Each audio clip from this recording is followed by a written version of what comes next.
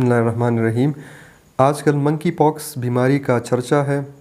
پوری دنیا میں بہت سے ممالک میں اس کے کیسز رپورٹ ہوئے ہیں۔ یہ بیماری واقعی اتنی خطرناک ہے جتنا دیکھنے میں لگتی ہے یا کچھ اور ہے؟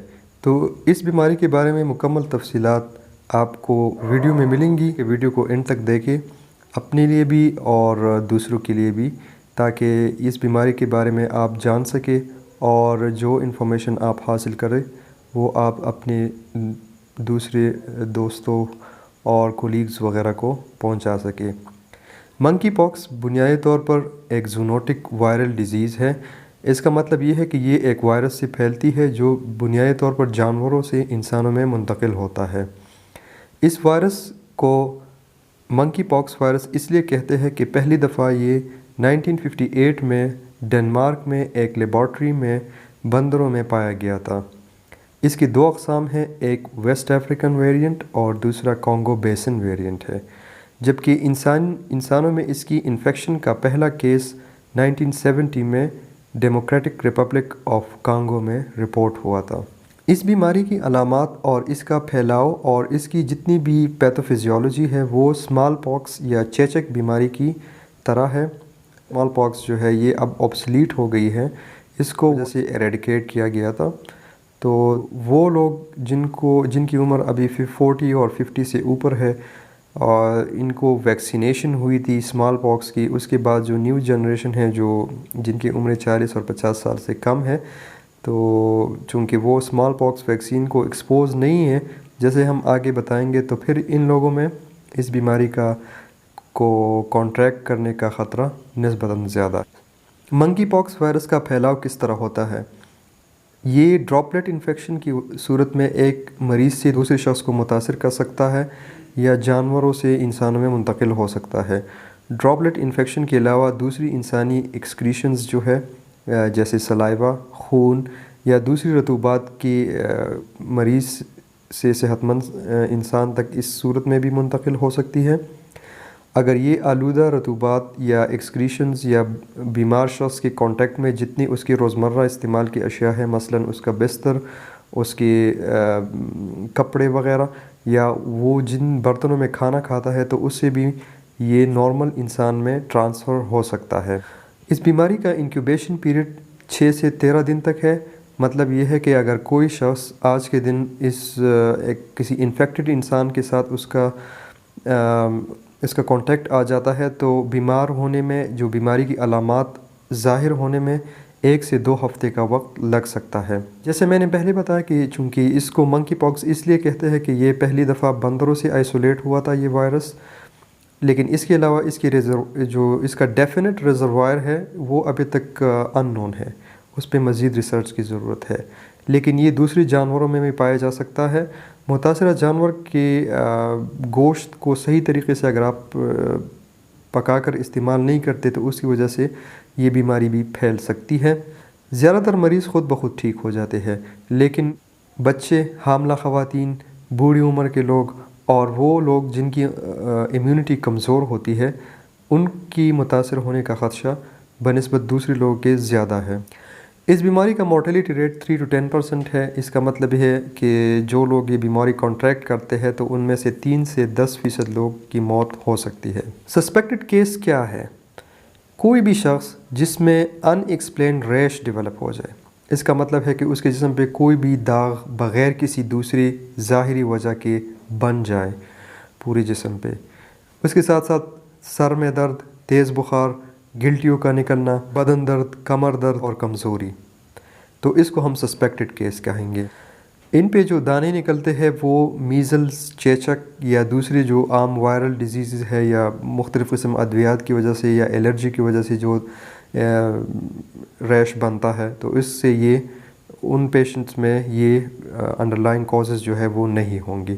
بغیر کسی انڈرلائن کاز کے کسی بھی شخص کے جسم پہ اگر یہ دانے وغیرہ نکلتے ہیں، اس کے ساتھ ساتھ سر درد، تیز بخار، نقاہت اور گلٹیوں کا نکلنا دونوں طرف جسم کے دائیں بائیں سائڈ پہ، تو یہ سسپیکٹڈ کیس اس کو ہم کہتے ہیں۔ کنفرم کیس یہ ہے کہ جو بھی سسپیکٹڈ یا پاسبل کیس ہو، آپ وائرس کو آئسولیٹ کریں تو پھر یہ کنفرم کیس ہے۔ تو اس بیماری کا جو ڈیفینیٹیو ڈائگنوسٹک ٹیسٹ ہے وہ جس طرح کووڈ-19 کا RT-PCR ہے، تو اس کا ریئل ٹائم PCR ہم جو ہے کرتے ہیں، تو اس کی مدد سے اس بیماری کو ہم ڈائگنوز کر سکتے ہیں۔ پہلے ہم نے ذکر کیا تھا کہ چونکہ یہ بیماری جو ہے یہ اسمال پاکس کی طرح آئیڈینٹیکل ہے، اس سے ملتی جلتی ایک بیماری ہے، اور ہم نے یہ بھی کہا کہ اسمال پاکس جو ہے وہ اب ایریڈیکیٹ ہو گئی ہے ایک مخصوص ویکسین کی مدد سے۔ اچھا، یہ ویکسین جو ہے یہ عام طور پر ہماری آج کل کی جو جتنی پاپولیشن ہے اس میں سے جتنی 40 یا 50 سال کے جن کی عمر زیادہ ہے، ان لوگوں کو یہ ویکسین ملی تھی، تو اس کی وجہ سے کراس امیونٹی ان لوگوں میں ہو سکتی ہے ٹورڈز منکی پاکس جن لوگوں کو ویکسین ملا ہے۔ اب ظاہر ہے کہ جو 40 یا 50 ایئرس سے نیچے والی پاپولیشن ہے تو ان کو تو ویکسین نہیں ملی ہے، تو وہ ان کی سسیپٹیبلٹی تھوڑی سی اس انفیکشن کی طرف زیادہ ہے، وہ اس کو آسانی سے کانٹریکٹ کر سکتے ہیں اگر وہ انفیکٹڈ جو پیشنٹ ہے اس کے ساتھ کانٹیکٹ میں آ جائے، یا اس کی جو تیماردار یا میڈیکل سٹاف وغیرہ ہے ان میں بھی اس کا جو ہے اسپریڈ آسانی سے ہو سکتا ہے۔ MVA-BN نامی ویکسین کی مدد سے ہم اس بیماری کا تدارک کر سکتے ہیں۔ ٹیکوویرامیٹ نامی اینٹی وائرل ڈرگ ابھی ایکسپیریمنٹل یا جو ٹرائل فیزز میں ہے، اس کا بھی ٹریٹمنٹ پہ اس کا ایک ایفیکٹ ہے کہ وہ کچھ مریضوں میں اس کا پازیٹیو ایفیکٹ آ سکتا ہے بیماری کی پروگریشن کے حوالے سے۔ اگر ہم بات کریں منکی پاکس سے بچاؤ کے طریقے کون سے ہیں، کس طرح ہم اس بیماری سے اپنے آپ کو بچا سکتے ہیں، تو ان باتوں پہ عمل کر کے اس بیماری سے ہم اپنے آپ کو اور دوسروں کو بچا سکتے ہیں۔ انفیکٹڈ اینیملز یا جو جانور سسپیکٹڈ ہے یا کنفرم کیسز ہے اس بیماری کی، ان سے دور رہیں۔ جو انفیکٹڈ پیشنٹ ہے اس کو علیحدہ رکھیں، اور اس کی جو استعمال شدہ ڈیلی روٹین کی جتنے آئٹمز ہے، بستر، کپڑے، برتن وغیرہ، وہ آپ استعمال نہ کریں وداؤٹ پراپر ڈس انفیکشن۔ اگر آپ کا متاثرہ جانور یا مریض کے ساتھ تعلق آتا ہے تو آپ اس کے بعد فوراً اپنے ہاتھوں کو دھو لیں، سینیٹائزیشن وغیرہ اور ہینڈ ہائیجین کا آپ نے بہت زیادہ خیال رکھنا ہے۔ اور جو ہیلتھ کیئر پروفیشنز ہے یا جو مریض گھر میں ہے اس کی جو تیماردار ہے تو وہ پرسن پروٹیکٹیو ایکوپمنٹس کا استعمال لازمی کریں۔ آخر میں ہم بات کرتے ہیں کہ اگر متاثرہ مریض گھر میں ہے تو پھر آپ کون سی باتوں پہ عمل کر کے اس کی اچھی سی کیئر بھی کر سکتے ہیں اور اپنے آپ کو اور دوسروں کو اس بیماری سے بچا بھی سکتے ہیں۔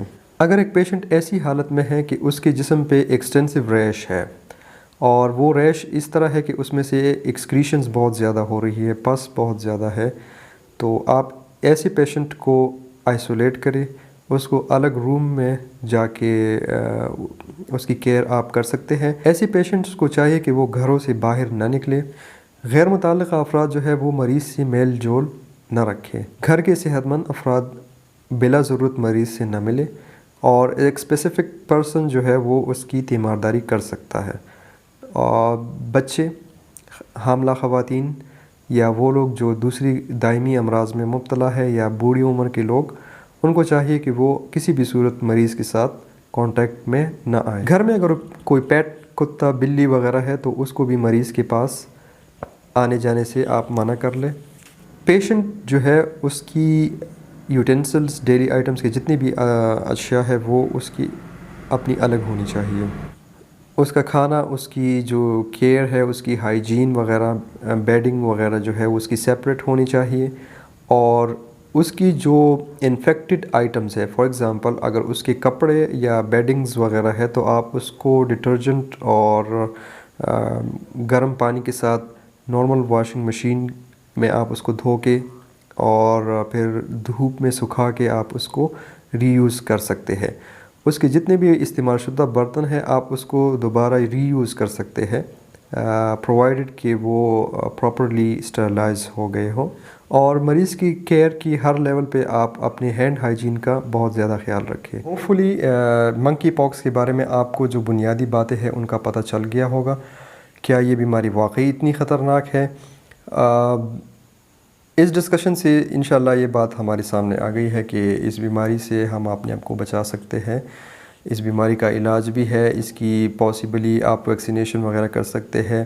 پیشنٹ کی آپ کیئر کس طرح کر سکتے ہیں اور کن باتوں پہ آپ عمل کر کے مریض کی اچھی خدمت بھی کر سکتے ہیں اور اپنے آپ کو اور اپنے گھر والوں کو اس بیماری سے بچا بھی سکتے ہیں. ان کیس کوئی بھی شخص جس ان علامات کے ساتھ یا خدا نخواستہ اس کو یہ بیماری لگ جائے تو پراپر میڈیکل کیئر اس کو ضرور آپٹ کرنی چاہیے. اور کیئر گیورز کے لیے یہ میسج ہے کہ وہ مریض کی کیئر کرتے رہیں لیکن پروٹیکٹیو ایکوپمنٹس، ہینڈ ہائیجین اور دوسری جو پریونٹیو میجرز ہیں اس پہ ضرور عمل کرے. نیکسٹ پروگرام میں انشاءاللہ کسی اور اچھی ویڈیو کے ساتھ آپ کے ساتھ دوبارہ ملاقات ہوگی. تب تک اللہ حافظ.